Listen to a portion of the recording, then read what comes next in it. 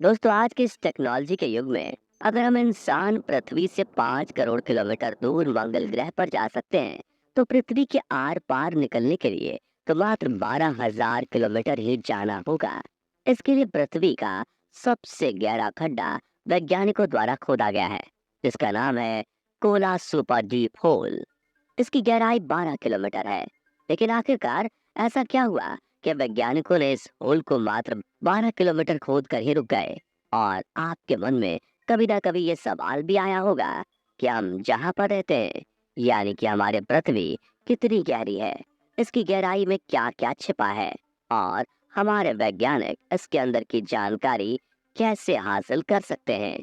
तो दोस्तों, इन्हीं सवालों के जवाब आपको इस वीडियो में मिलेंगे। तो बिना किसी देरी करते हुए चलिए वीडियो शुरू करते हैं।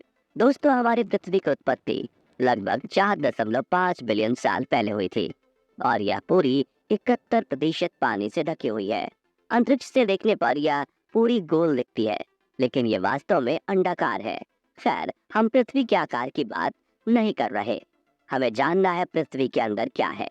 हमारी पृथ्वी का अंदर का भाग पूरे 4 लेयर्स से बना हुआ है: crust layer, metal layer, outer core और इनर कोर। इनमें सबसे ऊपरी लेयर यानी कि क्रस्ट लेयर है, जिस पर हम सब रहते हैं।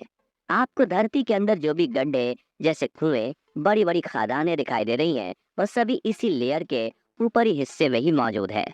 और तो और, पृथ्वी का सबसे गहरा खड्डा भी इसी लेयर में मौजूद है, जिसका नाम है कोला सुपर डीप होल।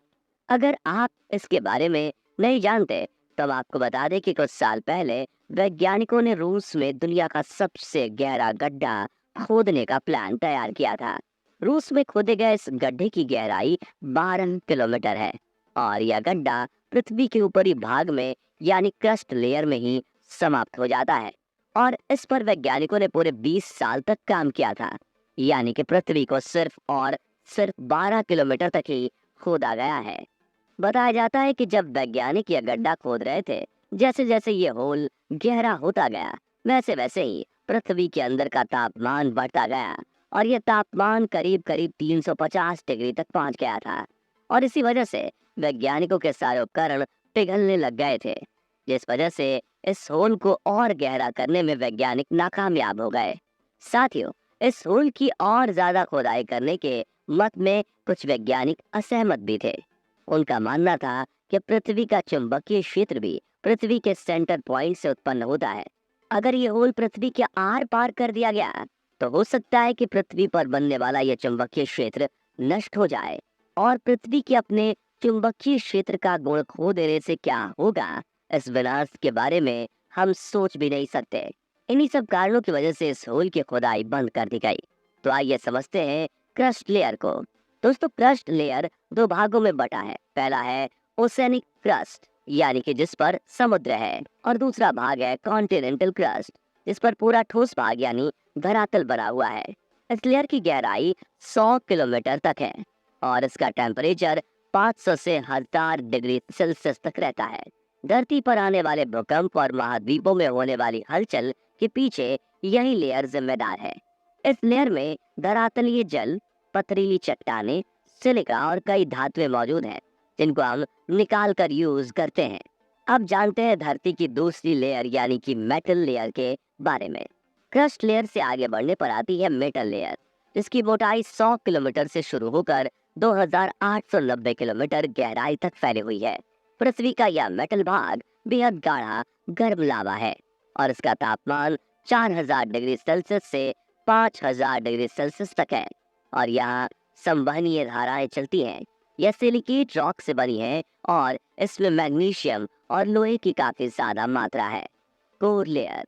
दोस्तों, क्रस्ट लेयर और मेटल लेयर को पार करने के बाद हम पृथ्वी की तीसरी लेयर यानी कि कोर लेयर पर पहुंच जाएंगे।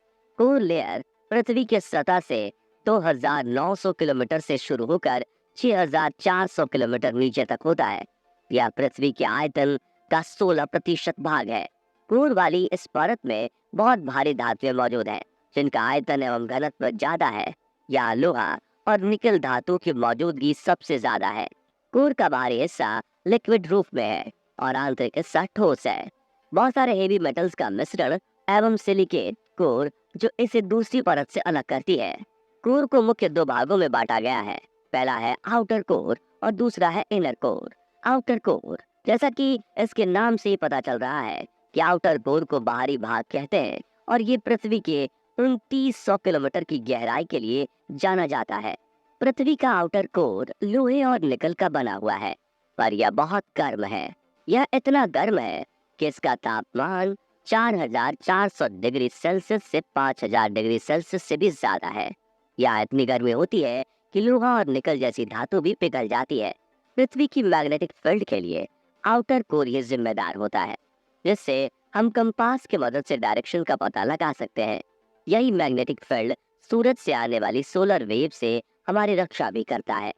इनर कोर, आउटर लेयर के नीचे धरती की इनर कोर मौजूद है, जिसका तापमान 6000 डिग्री सेल्सियस है, यानी कि यह सूर्य के तापमान जितना गर्म होता है। अगर आपको पता ना हो तो सूर्य का तापमान लगभग 6500 डिग्री सेल्सियस है। अब आप सोच सकते हैं कि यह कितना गर्म हो सकता है।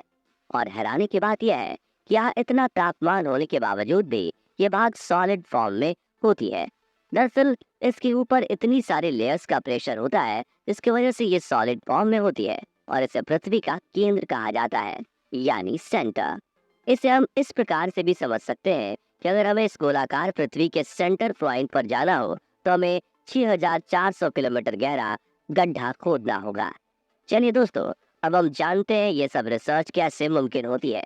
आपको भी लगता होगा कि अगर इंसान 6400 किलोमीटर गहराई तक जा नहीं सकता तो यह सब रिसर्च कहाँ से हो सकती है। वैज्ञानिक कैसे इन डेटा को कनेक्ट करते हैं और इनको कैसे पता चलता है कि पृथ्वी के अंदर गहराई में क्या है। साथियों, पृथ्वी की आंतरिक परतों पर उपलब्ध जानकारी भूकंपीय प्रसार के अध्ययन से प्राप्त की जाती है, जो निचली परतों में होती है और पृथ्वी की सतह पर कैप्चर की जाती है। एक उपकरण जिसे सिस्मोग्राफ कहा जाता है, यह वही उपकरण है जो भूकंप की तीव्रता को मापता है। इसके अलावा ज्वालामुखियों से निकला लावा भी इस तरह के अध्ययन में काफी हेल्प करते हैं।